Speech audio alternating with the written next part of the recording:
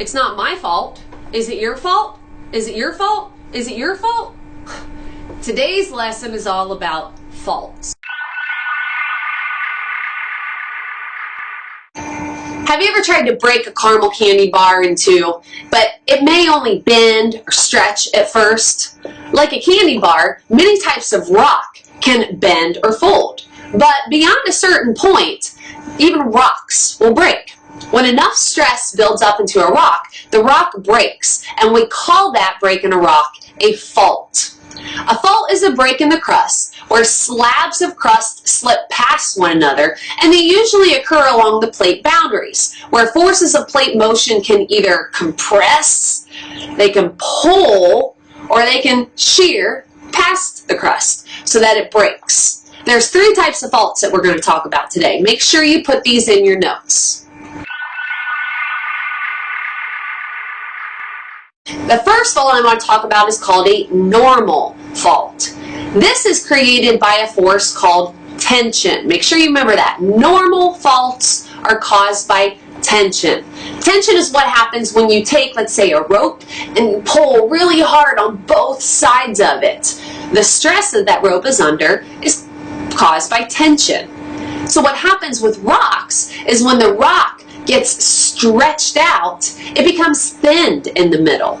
This happens at divergent boundaries because the plates are moving away from one another. The second type of fault is called reverse fault. And it's kind of opposite of a normal fault. In a reverse fault, it's compression forces. It's squeezing the rock until it ends up folding or breaking. Make sure you remember reverse fault is caused by compression. The third kind of fault is called a strike-slip fault.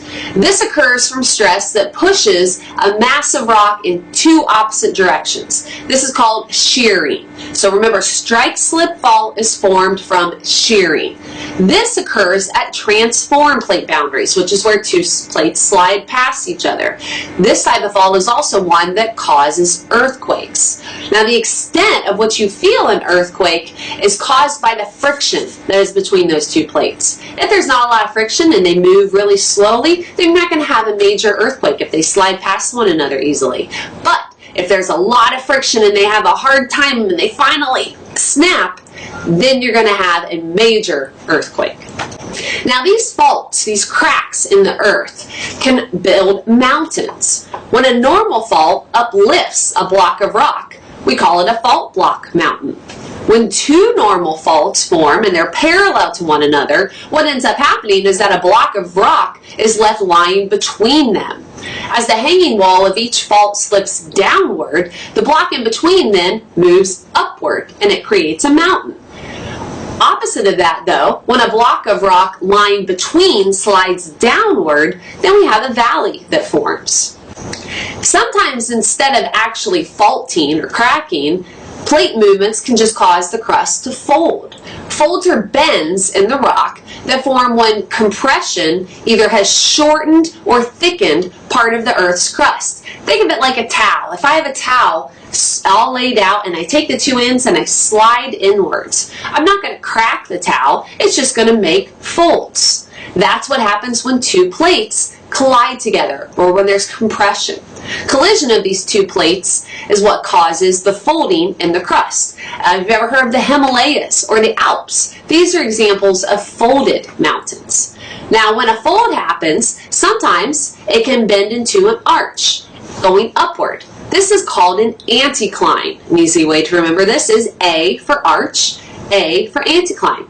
But sometimes a downward bend forms, and this is called a syncline. Make sure in your lab journal you know the three types of faults, you know the force that causes each fault, and you know what happens as a result of those faults. Also, make sure you know what anticline and syncline mean. Make sure you put that in your lab journal. Rewatch the video if you have to get that down, and I'll see you guys in class.